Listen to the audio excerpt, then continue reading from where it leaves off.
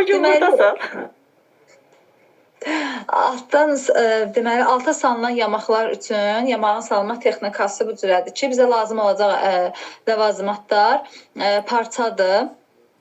Parçalardır, sonra iynədir, sapdır, dəftərdir, qayçıdır və ütüdür. Bunun üçün deməli mən indi salfetka ilə göstərirəm. Bizim burada cırılmış bir parçamız var və bunun üçün ilk əvvəl biz bu deməli bu cırılmış hissəni oval və yaxud da düzbucaqlı şəklində kəsirik. Mən indi bunu qayçıyla kəsəcəm. Mən oval formada kəsirəm.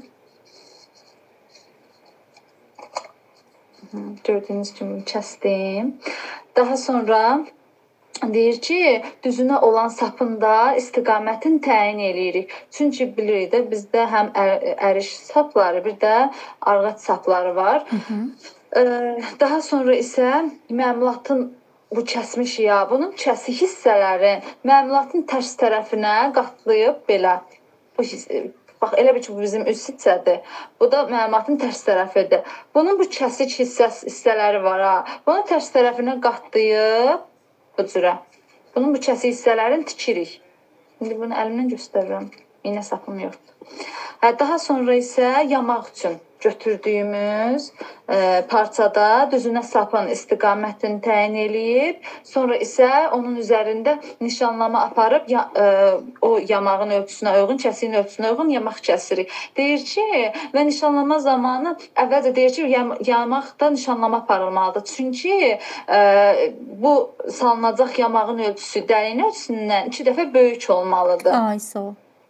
İndi bunun üçün 2 dəfə böyük olan.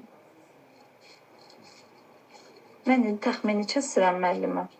Aha, bəli. Cürə götürdüm. Baxın bu cür olacaq. Ay, sağ ol.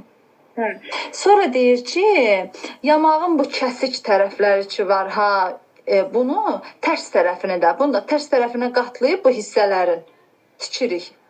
Baxın, görürsünüz. Bax, bu hissələr var ha, kəsik hissələrimiz daxil. Bunu tərs tərəfinə qatlayıb bunu da tikirik. Daha sonra isə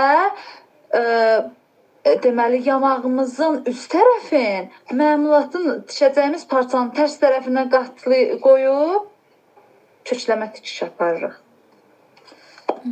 Qoyub kökləyirik. Sonra deyir ki, yamağı, məmulatı xırda çəpinə, bu xırda çəpinə tikişlə bunu tikirik. Sonra isə qatlanmış o qıraqları da üst tərəfdən kökləyib tikirik. Sonra isə kökləmə saplarını çıxardırıq. Alınan, yəni bu parçamızı ütülüyürük, sonra da dəftərimizə yapışdırırıq. Ay, sağ ol. Əla. İnşallah ki, başa düşərsiniz. Əla, super. Var olasan.